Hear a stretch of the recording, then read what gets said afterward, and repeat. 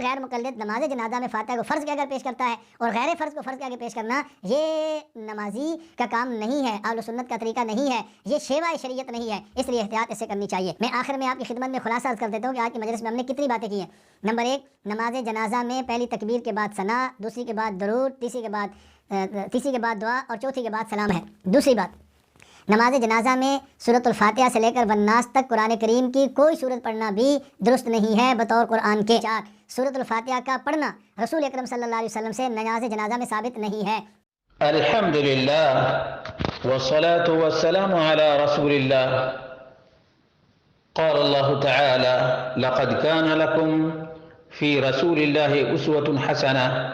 برادران اسلام، دینی اور ملی بھائیوں، دوستوں اور ساتھیوں، ایک اہم ترین مسئلہ جس کے بارے میں عام طور پہ کہا جاتا ہے کہ مر گیا مردود، نہ فاتحہ نہ درود، دیکھنا یہ ہے کہ مردود کون، فاتحہ کا منکر کون۔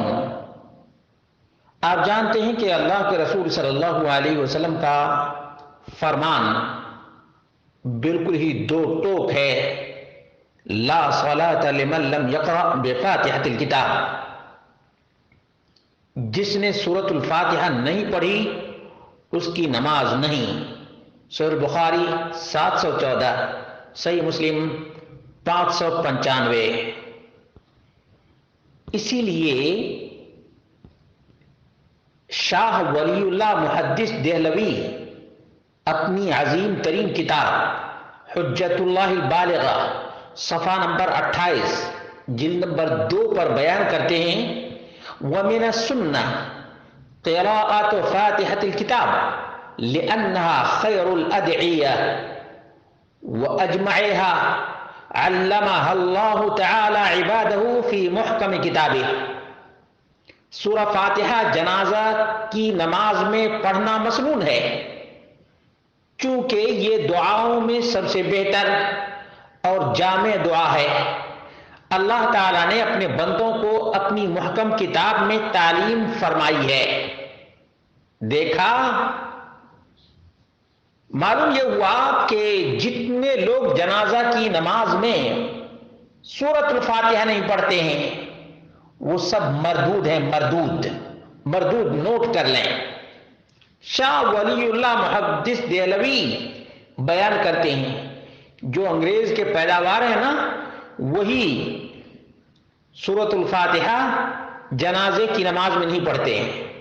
ابھی چند مہینوں پہلے کی بات ہے، مفتی تقی عثمانی نے اپنے بھائی کی نماز جنازہ پڑھائی، اس میں سورۃ الفاتحہ پڑھ دیے، اس کے لیے ہنگامہ ہو گیا، حنفی ہو کر تو لو شاہ ولی اللہ محدث دہلوی نے کہا کہ یہ مسنون ہے۔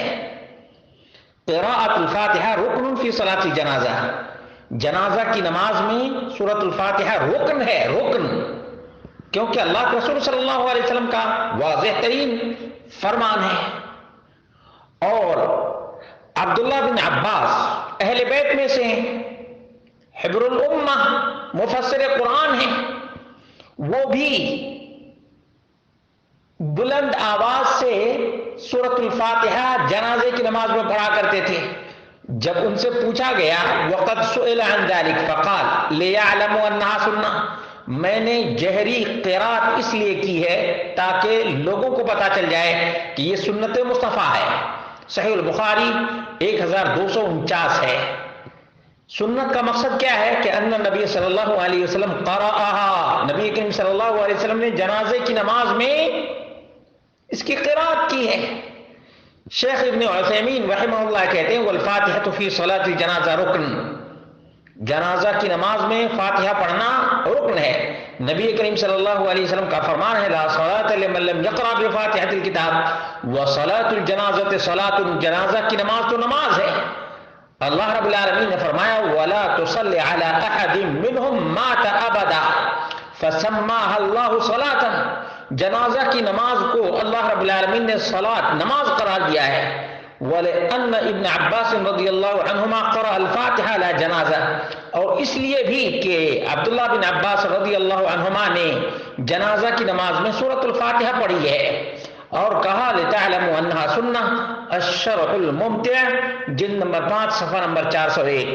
معلوم یہ ہوا کہ جتنے لوگ جنازہ کی نماز میں سورۃ الفاتحہ نہیں پڑھتے ہیں اللہ کے نافرمان ہیں اور رسول اللہ صلی اللہ علیہ وسلم کے باغی ہیں، اور مردود لوگ بھی ہیں۔